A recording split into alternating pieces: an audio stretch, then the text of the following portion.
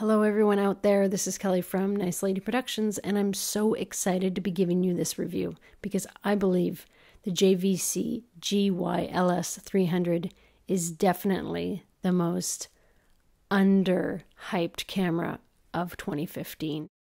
I'm going to take you through the entire camera review here.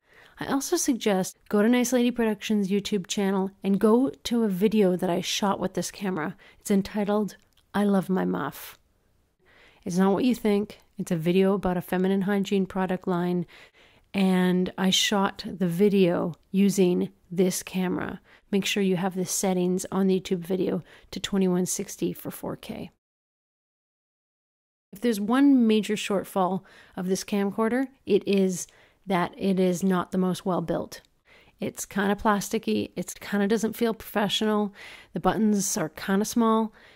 Don't let those things scare you off. It's got full audio XLR inputs. It's got this really cool handle. It's recessed, and the electronics are within the handle, so that's really nice. There's no cables getting in the way. And you've got this tiny little camcorder. It almost seems impossible that the image could be that good from this camcorder, but it is.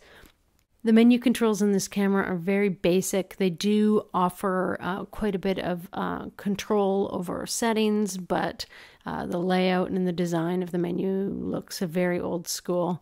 If you're trying to judge the image of what you're capturing in the camera shooting, I strongly suggest an EVF, get a Zacuto Gratical, or get a Zacuto Pro, or any EVF or any monitor, because the LCD and the EVF on this camera are really lacking. I think, if anything, you're going to be really, really surprised by how good your image looks compared to what you see when you're shooting with this camera. So definitely look to third-party manufacturers to right that wrong. But if you can get over the build, and you can get over the fact that it kind of looks like a camcorder, and if you're trying to impress your friends with, oh, look at my big film camera, and you're pulling out this camcorder, yeah, it might be lacking, but who cares? Because the image from this camera is so awesome. Who cares? JVC has created this sensor, and it is a Super 35 CMOS sensor. The camera is rated at 400 ISO and apparently has 12 stops of dynamic range. To me, it looked more like 14.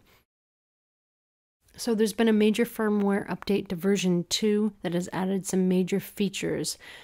They've added a new zoom function for prime lenses, so you're able to basically use the variable scan mapping of the sensor. It doesn't impact your depth of field or anything, it just recrops the image. They also added a histogram, which is great because all they had were zebras before. They've added a number of other features, including true Cinema 4K and Cinema 2K recording. That's at 24 frames per second, not 23.98. So they have 23.98, now 24 frames per second to match film, and 60 frames per second.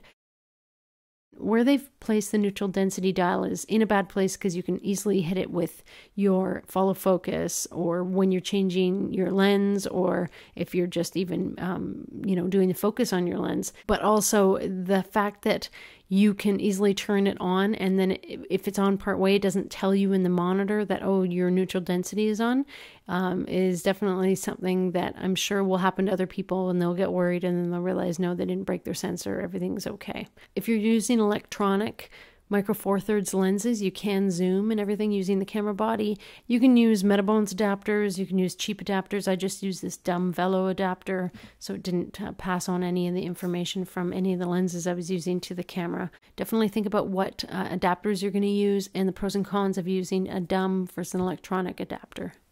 I recently saw a video from Vedra. Vedra makes prime lenses that are cinema lenses, but for the micro four thirds mount. They were recently showing that a number of their lenses work on this camera. I used mostly Nikon primes with this camera as well as a Sigma, and I loved the picture quality out of it. As with my other reviews, all the footage you see in this review from the camera, I've done nothing to. That bright and airy look that people like, with not a lot of contrast, I've got that look here. This is straight out of the camera. JVC says that this camera is 12 lateral stops of dynamic range, but honestly, it looks like 14 to me. JVC has added in version 2 a log gamma profile, and they say that that gamma profile increases the dynamic range by 800%. That is crazy. I cannot wait to try that out. Let's sunset. Look at this lens flare. Let's look at a rolling shutter test. So this is a CMOS sensor, and the rolling shutter, it's pretty straight up and down here when I'm doing a fast whip pan. And then finally a low light test. I was blown away by the low light capabilities of this camera.